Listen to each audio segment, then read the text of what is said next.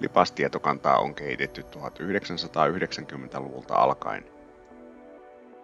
Järjestelmän hallinnoinnista huolehtii Jyväskylän yliopiston liikuntatieteellisen tiedekunnan Lipas-projekti.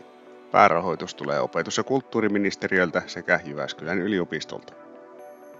Tietoja ylläpidetään yhdessä kuntien ja muiden liikuntatiloja hallinnoivien tahojen kanssa. Liikuntapaikkoja Lipas-järjestelmässä ovat muun muassa liikuntaa varten rakennetut sisä- ja ulkoliikuntapaikat, varustelut ulkoilupaikat ja reitit, ylläpidetyt ja hoidetut virkistys- ja ulkoilualueet.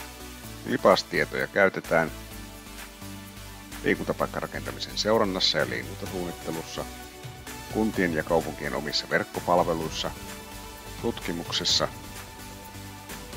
muissa verkkopalveluissa, kuten esimerkiksi Metsähallituksen retkikartta. Järjestelmään voidaan tallentaa monipuolista tietoa eri liikuntapaikoista. Liikuntapaikan perustietoja ovat muun muassa liikuntapaikan tila, liikuntapaikkatyyppi, rakennus- ja peruskorjausvuodet, liikuntapaikan omistaja ja ylläpitäjä. Lisätietoja ovat muun muassa liikuntapaikkojen mitat ja reittien pituudet, pinta-alat ja pintamateriaalit, suorituspaikkojen lukumäärät. Tiedot vaihtelevat liikuntapaikkatyypeittäin. Tällä hetkellä Lipas-tietokannassa on yli 40 000 erilaista liikunta- ja ulkoilupaikkaa.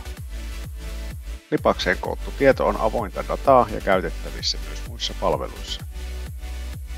Lipas löytyy osoitteesta www.lipas.fi. Lisätietoja ja käyttäjätukea voi pyytää sähköpostilla osoitteesta lipasinfo@you.fi.